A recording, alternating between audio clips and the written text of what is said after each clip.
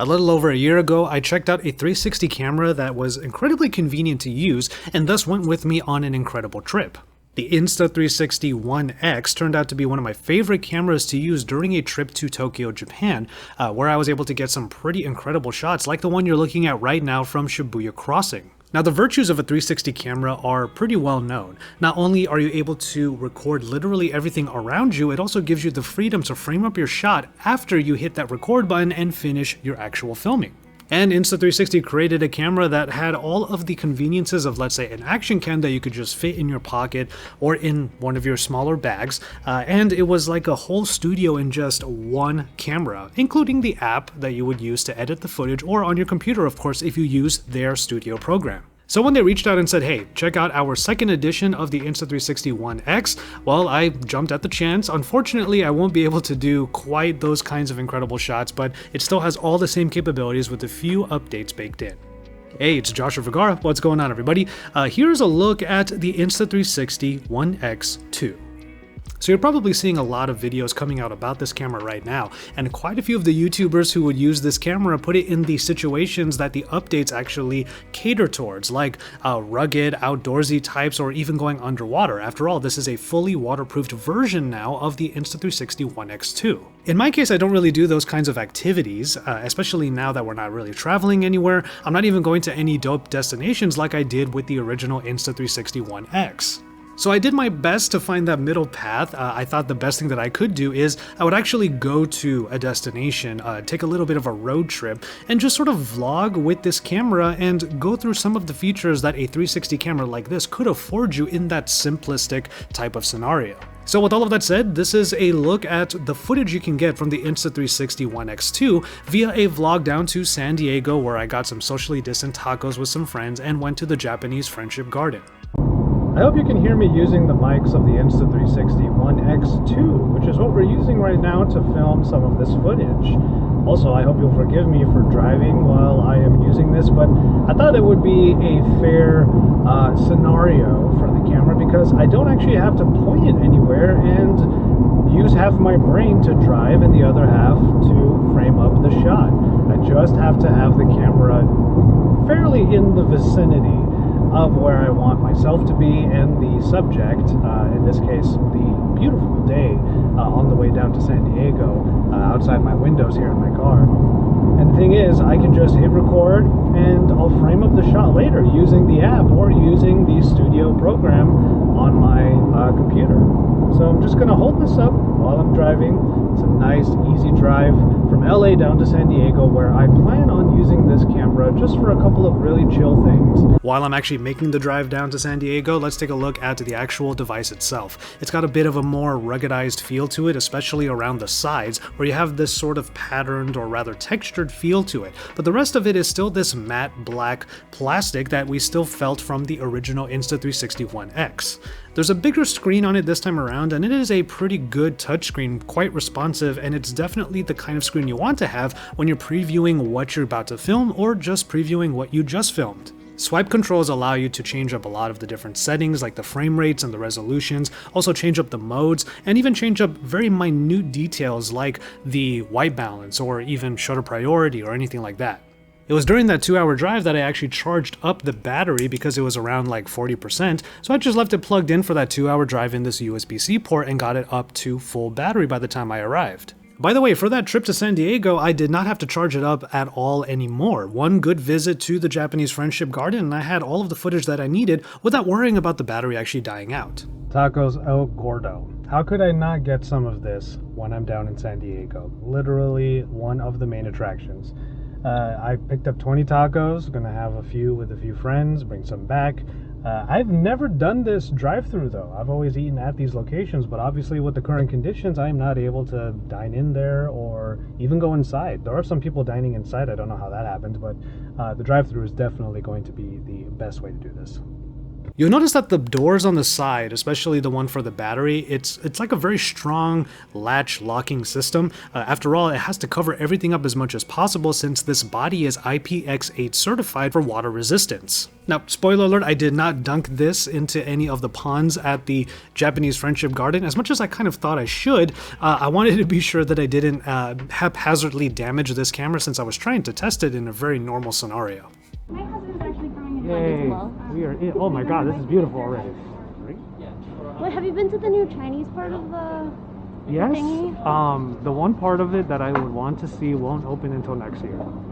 You know what's funny is most people take this camera when they get it from this company and they do like BMX. Oh, really? They do all these action sports with it. I'm Do like, they mount it to their thing then? yeah, Okay. and because it's a 360 cam, you could just put it anywhere and you just reframe it in post because it captures literally everything. So much like the original Insta360 ONE X, what you get here are two cameras that altogether create that 360-degree effect. And you can do video at 5.7K resolution, that way it'll be able to take up the entirety of the frame. And once you get into an application, like say on an iPhone, you can reframe your videos using different pivot points or just using smart tracking modes inside of the app. That way you can create the scene that you want based upon the framing that you're looking for. But as you can see in a couple of the clips already, I'm trying to take advantage of what a 360 camera gives you as the tools available. For example, using just one of the cameras, either the front or the back, so you can do something more traditional vloggy type. If you're only using one of the cameras and you do it at the ultra wide angle, you get 150 degrees worth of view, which is really good for those of you that might just be looking for an easy to use vlogging camera with 360 capabilities once you turn on both of the cameras at once.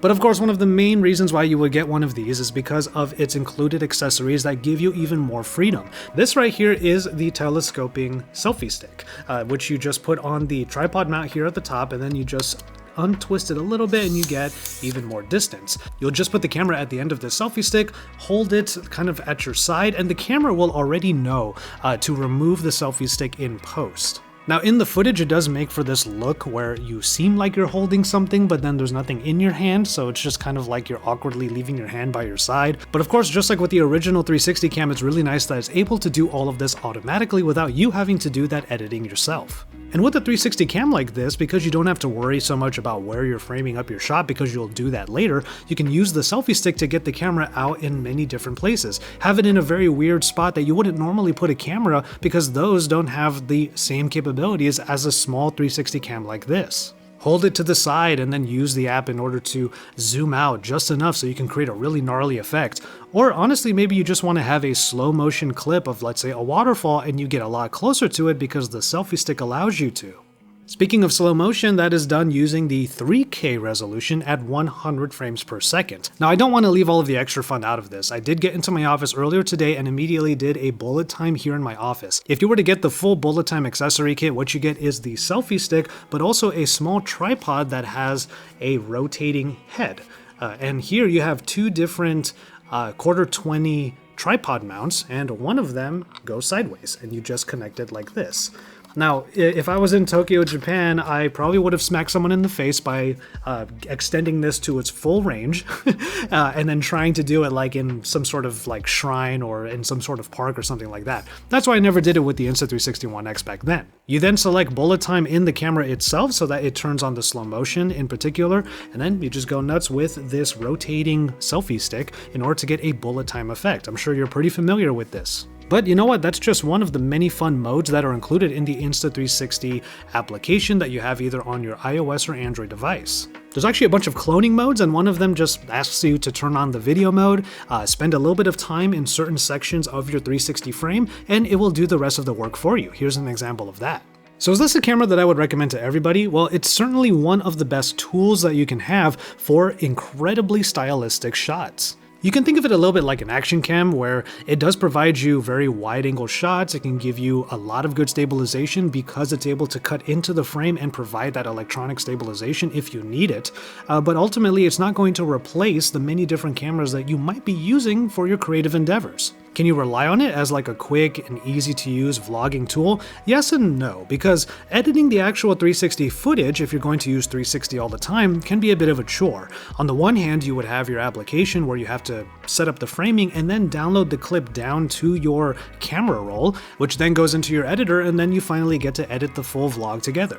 And then even though it would be easier to do everything on, let's say, a computer, the Insta360 Studio app is serviceable. It is definitely usable if you're willing to put in that elbow grease, but what I've always known about 360 footage in general is that it can easily overload a laptop or a desktop that doesn't have the specs needed for that video editing. You're definitely going to want a rig with a lot of VRAM because processing 360 video, especially if you're trying to extract multiple shots from the same 360 video, it takes a lot out of your system, so make sure you have a rig that is made for that. But taken in a vacuum, the Insta360 ONE X2 does address just the right things for a second edition. Insta360 have provided a fully waterproof body, a better screen here for controlling but also previewing your footage, and ultimately this is still one of the best examples of how 360 video can benefit you as a creative, outside of like the virtual reality applications that we have known them to be for. Ultimately, just being able to record literally everything around you just gives you more possibilities, and the ability to frame up your video using the 360 frame just means that you don't have to worry quite as much. The one thing we're still waiting on is for 360 video in general to be easier to manage and to edit. Yes, you have applications and stuff like that. You can get 360 video or 360 photos, easily edit them in the application and put them on social media, but if you're looking to actually take this footage and create full-on videos or vlogs or filmmaking with it, well, it's still going to be a process that you have to put a lot of effort into.